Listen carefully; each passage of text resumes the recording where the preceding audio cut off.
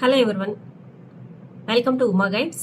So re-NEET రాసినటువంటి పిల్లలందరూ counselling కోసం ఎదురు చూస్తున్నారు. సో రిజల్ట్ రావాలి, రిజల్ట్ కోసం ఎదురు చూస్తున్నారు. సో కౌన్సిలింగ్ ప్రాసెస్ అనేది ఒక్కసారి చూద్దాం మనము, స్టెప్ బై స్టెప్ ఎలా ఉంటుంది, ఏం జరుగుతుంది అనేసి. సో రీనీట్ 2026 కౌన్సిలింగ్, అసలు కౌన్సిలింగ్ మనకి కాలేజెస్ చూస్తే 823 ఆల్ ఇండియా లెవెల్లో గవర్నమెంట్ కాలేజెస్ 1,29,000 సీట్లు ఉన్నాయి టోటల్గా అన్నీ కలిపి. సో ఎగ్జామ్ కండక్ట్ చేసేది మనకు తెలిసిందే నేషనల్ టెస్టింగ్ ఏజెన్సీ NTA. దీని రోలు ఎగ్జామ్స్ని కండక్ట్ చేయడం నేషనల్ లెవెల్లో. ఓకే, తర్వాత రిజల్ట్ ఇస్తుంది. రిజల్ట్ దీనికన్నా ముందు, రిజల్ట్ ఇచ్చే కన్నా ముందు మనం ఏదైతే ఎగ్జామ్ రాసామో దానికి సంబంధించిన ప్రిలిమినరీ కీ రిలీజ్ చేయడము. సో రిలీజ్ చేసినటువంటి కీని మనకు ఎక్కడైనా తప్పులు ఉన్నాయి, అది ఆన్సర్ కాదనుకుంటే ఛాలెంజ్ చేయడము, దానికి ఫీ కట్టి, చలానా కట్టి మనం ఆ క్వశ్చన్స్ని వాళ్ళకి మళ్ళీ పంపించడము అనేది జరుగుతుంది. దాని తర్వాత వచ్చేసి వాళ్ళు కమిటీ ఏర్పడి వాళ్ళు వచ్చినటువంటి ఛాలెంజెస్ని రివ్యూ చేసుకుంటారు. తర్వాత మనకి మీ OMR sheet with response sheet మనకి ఇస్తారు. సో OMR కరెక్షన్లో ఏదైనా తప్పులు ఉంటే రెస్పాన్స్ షీట్ మ్యాచ్ చేసుకొని మళ్ళీ కూడా మనం క్లెయిమ్ చేసుకోవడానికి వీలవుతుంది. తర్వాత 1 to 3 డేస్లో మనకి ఫైనల్ రిజల్ట్స్ అనేది ఇస్తారనమాట. సో NTA వాళ్ళు రిజల్ట్స్ ఇచ్చిన తర్వాత ఈ క్వాలిఫైడ్ పీపుల్ లిస్ట్ అంతా కూడా MCC అంటే మెడికల్ కౌన్సిల్ కమిటీకి ఇవ్వడం జరుగుతుంది. అదేవిధంగా స్టేట్కి సంబంధించినటువంటి వాళ్ళు, అథారిటీస్ వచ్చేసి వాళ్ళ స్టేట్లో క్వాలిఫైడ్ అయినటువంటి స్టూడెంట్స్ లిస్ట్ అంతా కూడా తెచ్చుకోవడం జరుగుతుంది. ఇప్పుడు సపోజ్ ఏపీలో ఒక 35,000 స్టూడెంట్స్ క్వాలిఫై అయ్యారు. ఆ లిస్టు NTR హెల్త్ యూనివర్సిటీ వాళ్ళు తెచ్చుకుంటారు. అదేవిధంగా తెలంగాణ వాళ్ళు ఒక 45,000 స్టూడెంట్స్ క్వాలిఫై అయ్యారు. వాళ్ళు వచ్చేసి వాళ్ళకి సంబంధించినటువంటి లిస్ట్ తెచ్చుకొని మళ్ళీ వాళ్ళు సెగ్రిగేట్ చేసుకొని మెరిట్ లిస్ట్ అనేది వాళ్ళు రిలీజ్ చేయడం జరుగుతుంది. కేటగిరీ వైజు మనం ఎక్కడున్నారు, జనరల్లో ఎక్కడున్నారు, సో మెరిట్ లిస్ట్ రిలీజ్ అవుతుంది. దాని ప్రకారం కౌన్సిలింగ్ అనేది 1, 2, 3 రౌండ్స్ ఆల్ ఇండియా కోటాను, అదేవిధంగా స్టేట్స్ కోటా కూడా జరుగుతాయి. తర్వాత స్టే వేకెన్సీ రౌండ్ అనేది ఉంటుందన్నమాట. సో NTA రోల్ అనేది ఎప్పుడైతే క్వాలిఫైడ్ లిస్ట్ ఇచ్చేస్తారో, రిజల్ట్ ఇచ్చి అక్కడికి క్లోజ్ అయిపోతుంది. ఓకే, అప్పటి వరకు మనము NTA వెబ్సైట్ చూస్తూ ఉండాలి. తర్వాత NMC నేషనల్ మెడికల్ కౌన్సిల్ అనేది ఉంటుంది. వీళ్ళు వచ్చి మనకి కాలేజెస్ గురించి కానీ, సీట్స్ కానీ, తర్వాత పర్మిషన్లు ఇవ్వడం కానీ కాలేజెస్కు, ఇవి NMC చేసేటువంటి పని అనమాట. సో ఇప్పుడు మనకి ఏపీలో ఒక ఆల్మోస్ట్ 100 సీట్స్ పెరుగుతున్నాయి ఒక కాలేజ్లో 25 సీట్స్ పెరుగుతున్నాయి అని అనుకుంటే, తెలంగాణలో కూడా సీట్స్, కొత్త కాలేజెస్ వస్తున్నాయి కదా. సో ఇవన్నీ కూడా పర్మిషన్స్ NMC విజిట్ చేసి ఇవ్వడం జరుగుతుంది అనమాట. సో కౌన్సిలింగ్ అంతా కూడా MCC మెడికల్ కౌన్సిల్ కమిటీ వీళ్ళు ఆల్ ఇండియా కోటాకు సంబంధించినటువంటి 15% గవర్నమెంట్ కాలేజెస్లో సీట్స్, 15% గవర్నమెంట్ కాలేజెస్లో ఆల్ ఇండియా కోటాకు సంబంధించినటువంటి సీట్స్ భర్తీ చేస్తారు. తర్వాత ఎయిమ్స్కి సంబంధించినటువంటి సీట్స్ మొత్తం 100% వీళ్ళు భర్తీ చేయడం జరుగుతుంది, కౌన్సిలింగ్ చేయడం జరుగుతుంది. అదేవిధంగా జిప్మరు, తర్వాత సెంట్రల్ యూనివర్సిటీకి సంబంధించినటువంటి కాలేజెస్లో కూడా NMC వాళ్ళు సీట్స్ అనేది మనకి ఫిల్ చేయడం జరుగుతుంది. BHU, AMU, ESIC ఇవి కూడా వీళ్ళే MCC వాళ్ళు కౌన్సిలింగ్ అనేది జరుపుతారు. కౌన్సిలింగ్ వచ్చేసి మనకి నీట్ ద్వారా MBBSకి, BDSకి, తర్వాత BSc నర్సింగ్, ఆయుష్ కోర్సెస్కి, వెటనరీ సైన్సెస్ ఆల్ ఇండియా కోటాకు సంబంధించినటువంటి గవర్నమెంట్ కాలేజెస్లో సీట్స్ని 15% వీళ్ళు భర్తీ చేస్తారు. అదేవిధంగా అదర్ నీట్ బేస్డ్ కోర్సెస్ ఏమైనా ఉన్నా అవి కూడా ఫిల్ చేయడం జరుగుతుంది. తర్వాత సీట్స్ వచ్చేసి ఎట్లా అలాట్ చేస్తారు అంటే, NEET rank, category, reservation, choice filling, అదేవిధంగా సీట్ అవైలబిలిటీని బట్టి పిల్లలకి సీట్ రావడం అనేది జరుగుతుందన్నమాట. ఓకే, ఇది ప్రాసెస్. ఏపీలో వచ్చేసి NTR హెల్త్ యూనివర్సిటీ, అదేవిధంగా తెలంగాణలో కాళోజీ నారాయణరావు హెల్త్ యూనివర్సిటీ వాళ్ళు కౌన్సిలింగ్ అనేది చేయడం జరుగుతుంది. 85% సీట్స్కు వీళ్ళు కౌన్సిలింగ్ అనేది జరుపుతారు.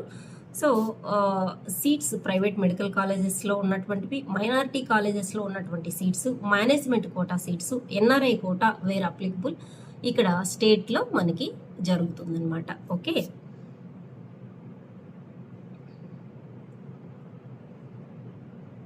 ఇక తెలంగాణలోనూ కొన్ని సీట్స్ పెరిగాయి అనేసి ఇప్పుడు మనకి చూస్తూ ఉన్నాము. 25 ఒక కాలేజ్లో, 30 ఒక కాలేజ్లో. దీంట్లో వల్ల 15% ఆల్ ఇండియా కోటాకి వెళ్తాయి. ఇంకా కొద్దిగా కొత్త కాలేజెస్ కూడా పెరిగే ఛాన్సెస్ ఉన్నాయని వినిపిస్తుంది. అఫీషియల్గా డేటా రిలీజ్ అయిన తర్వాత మళ్ళీ మనం ఒకసారి దాని గురించి మాట్లాడుకుందాం. ఓకేనా? సో ఏపీలో కూడా ఇప్పుడు ప్రజెంట్ పెరిగినవి కాకుండా ఇంకా 2 కాలేజెస్లో ఇప్పుడు ఇంక్రీజ్ చేశారు. సో 100 సీట్లని. అదేవిధంగా ఇంకా కొత్త కాలేజెస్ కొన్ని వచ్చే ఛాన్స్ ఉందని మనకి అన్అఫిషియల్గా డేటా అయితే ఉందన్నమాట. సో మరొకసారి మనకి డాక్యుమెంట్స్ రిక్వైర్డ్ ఏం అవుతాయి అంటే NEET score card, admit card ఉండాలి, class 10th certificate, class 12 mark list, TC ఉండాలి, స్టడీ సర్టిఫికెట్స్ ఉండాలి.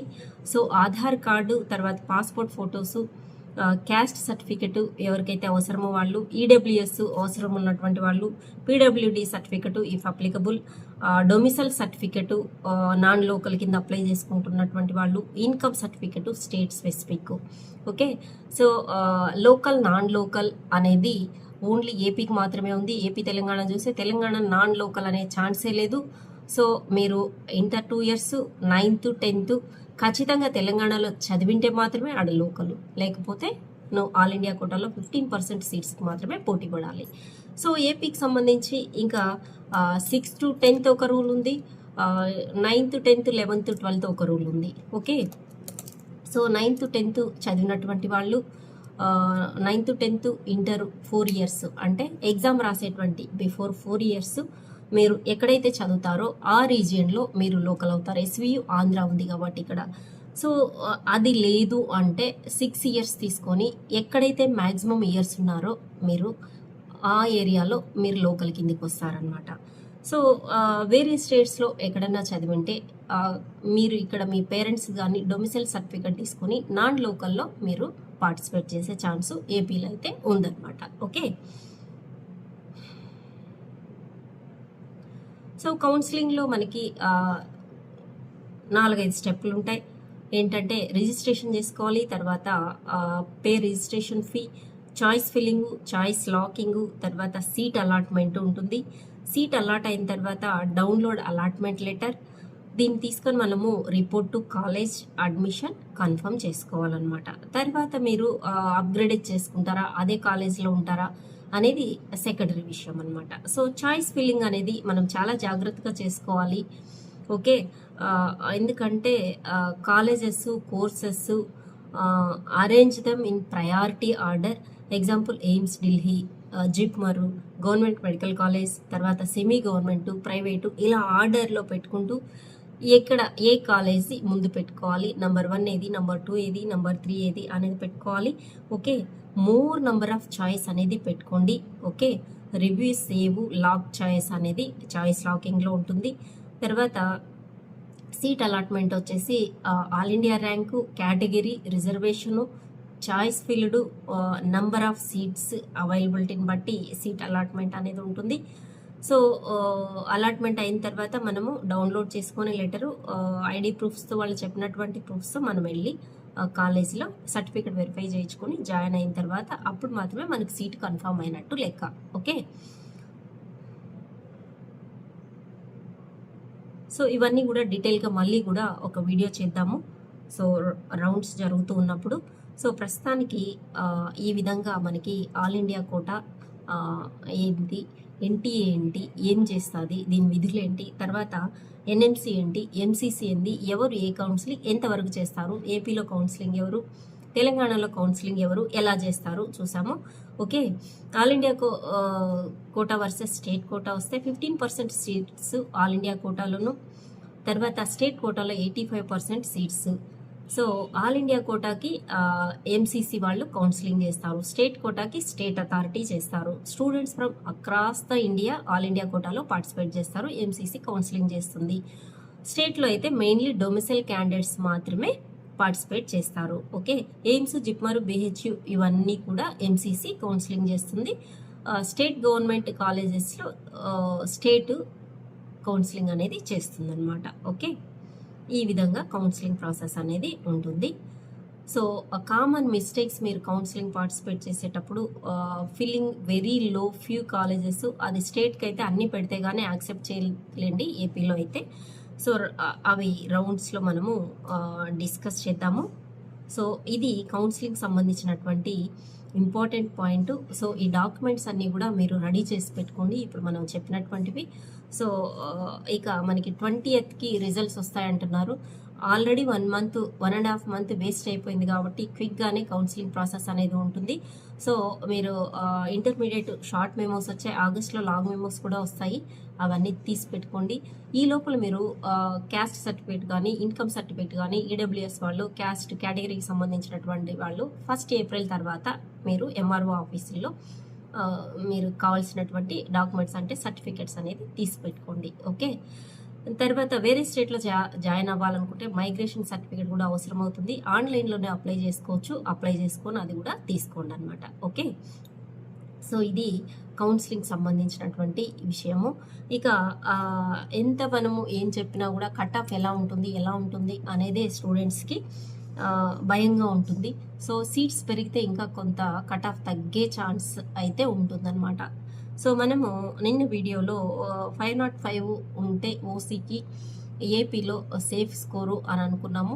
సో ఇంకొక సీట్స్ పెరిగితే ఇంకా -5 to -10 తగ్గే ఛాన్సెస్ కూడా ఉంటాయన్నమాట. సో మిగతా కేటగిరీ కూడా అంతే, కాలేజెస్ వస్తే సో మనకు కొత్త కాలేజెస్ గత 2 ఏళ్ల క్రితం రావాల్సిన కాలేజెస్ ఇప్పుడు 3-4 కాలేజెస్ వచ్చే ఛాన్స్ ఉంది అని చాలామంది చెప్తూ ఉన్నారు. సో 99% రావచ్చు, ఎందుకంటే సెంట్రల్ గవర్నమెంట్ కూడా ఈసారి 10,000 సీట్లు పెంచుతామన్నారు, కొత్త కాలేజెస్ పర్మిషన్స్ ఇస్తామన్నారు. సో దట్ వచ్చే ఛాన్సెస్ అయితే ఉన్నాయన్నమాట. Good luck students. సో నా ఛానల్ కొత్తగా చూస్తుంటే సబ్స్క్రైబ్ చేయండి. నీటికి సంబంధించినటువంటి అప్డేట్స్ ఎప్పటికప్పుడు ఛానల్లో ఉంచడం జరుగుతుంది. అదేవిధంగా వీడియోను లైక్ చేయండి, మీ ఫ్రెండ్స్కి కూడా షేర్ చేయండి. Thank you for watching. All the best.